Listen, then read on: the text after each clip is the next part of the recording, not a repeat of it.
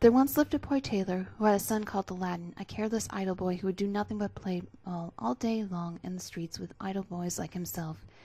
This so grieved the father that he died, yet, in spite of his mother's tears and prayers, Aladdin did not mend his ways. One day, when he was playing in the streets, as usual, a stranger asked him his age, and if he was not the son of Mustafa the tailor. "I am, sir," replied Aladdin, "but he died a long while ago." On this the stranger, who was a famous African magician, fell on his neck and kissed him, saying, "I am your uncle, and know you from your likeness to my brother. Go to your mother and tell her that I'm coming." Aladdin ran home and told his mother of his newly found uncle. "Indeed, child," she said, "your father had a brother, but I always thought he was dead." However, she prepared supper and bade Aladdin to seek his uncle, who came laden with wine and fruit. He presently fell down and kissed the place where Mustafa used to sit, bidding Aladdin's mother not to be surprised at not having seen him before, as he had been 40 years out of the country. He then turned to Aladdin and asked him his trade, at which the boy hung his head, while his mother burst into a tear. On learning that Aladdin was idle and would learn no trade, he offered to take a shop for him and stock it with merchandise. Next day he bought Aladdin a fine suit of clothes and took him all over the city, showing him the sights, and brought him home at nightfall to his mother, who was so overjoyed to see her son so fine. The next day the magician led Aladdin into some beautiful gardens a long way outside the city gates. They sat down by a fountain, and the magician pulled a cake from his girdle, which he divided between the two of them. They then journeyed onward till they almost reached the mountains. Aladdin was so tired that he begged to go back, but the magician beguiled him with pleasant stories and led him on in spite of himself. At last they came to 2 mountains divided by a narrow alley. "We will go no further," said the false uncle. "I will show you something wonderful. Only do you gather up sticks while I kindle a fire." When it was lit, the magician threw on it a powder he had about him, at the same time saying some magical words. The earth trembled a little and opened in front of them, disclosing a square flat stone with a brass ring in the middle to raise it by. Aladdin tried to run away, but the magician caught him and gave him a blow that knocked him down. "What have I done, uncle?" he said piteously. Whereupon the magician said more kindly, "Fear nothing, but obey me. Beneath this stone lies a treasure which is to be yours, and no one else may touch it, so you must do exactly as I tell you."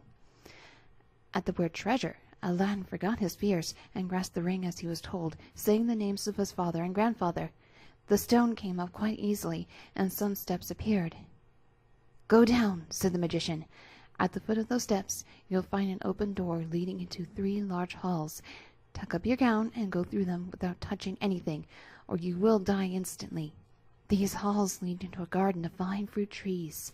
Walk on until you come to a niche and a terrace which stands at a lighted lamp. Pour out the oil in it that it contains, and bring it to me." He drew a ring from his finger and gave it to Aladdin, bidding him prosper. Aladdin found everything as the magician had said, gathered some fruit off the trees, and having got the lamp, arrived at the mouth of the cave. The magician cried out in a great hurry, "Make haste and give me the lamp!"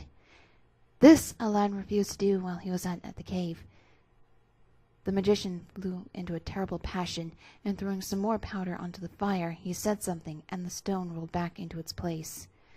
The magician left Persia forever, which plainly showed that he was no uncle of Aladdin's, but a cunning magician, who read in his magic books of a wonderful lamp, which would make him the most powerful man in the world, though he alone knew where to find it, if he could only receive it from the hand of another.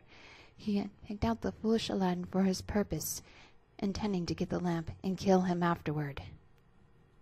For 2 days Aladdin remained in the dark, crying and lamenting.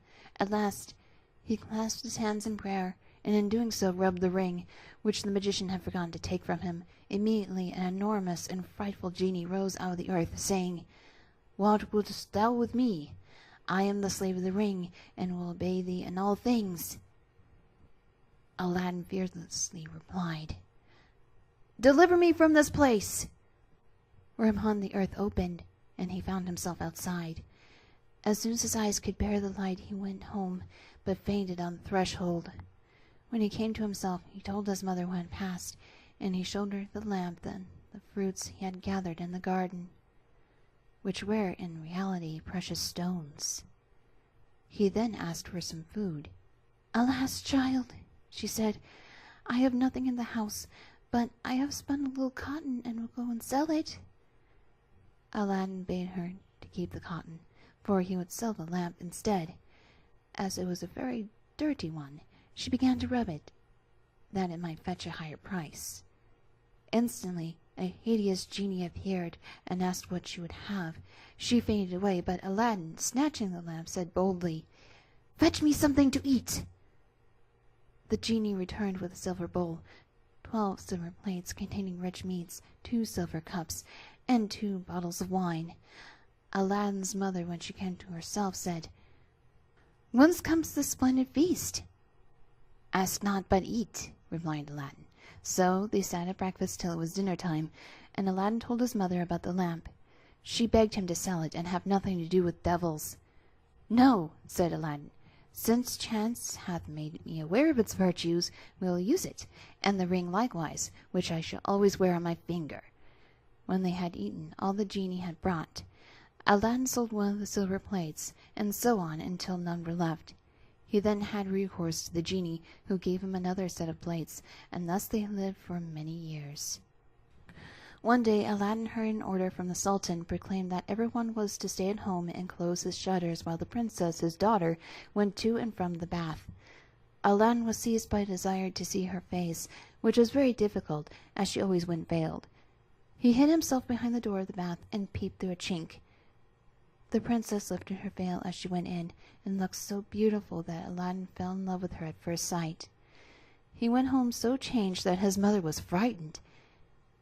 He told her he loved the princess so deeply that he could not live without her, and meant to ask her in marriage of her father. His mother, on hearing this, burst out laughing, but Aladdin at last prevailed upon her to go before the Sultan and carry his request. She fetched a napkin and laid it in the magic fruits from the enchanted garden, which sparkled and shone like the most beautiful jewels. She took these with her to please the Sultan, and set out, trusting in the lamp.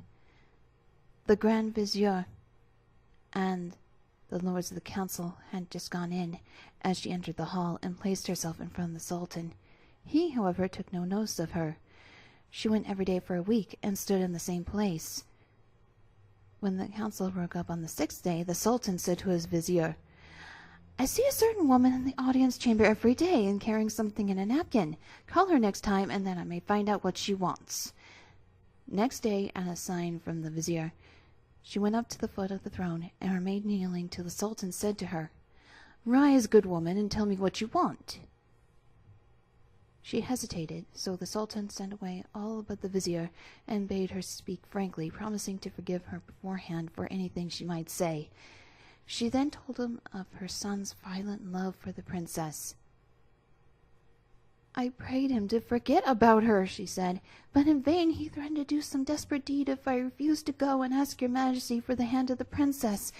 Now I pray you to forgive me, not alone, but my son Aladdin." The Sultan asked her kindly what she had in the napkin, whereupon she unfolded the jewels and presented them. He was thunderstruck, and, turning to the vizier, said, "What sayest thou? Ought I not bestow the princess on one who values her at such a price?"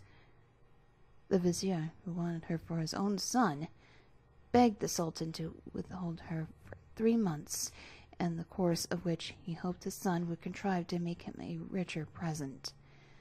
The Sultan granted this, and told Aladdin's mother that though he consented to the marriage, she must not appear before him again for 3 months. Aladdin waited patiently for nearly 3 months, but after 2 had elapsed with his mother, going into the city to buy oil, found everyone rejoicing, and asked what was going on.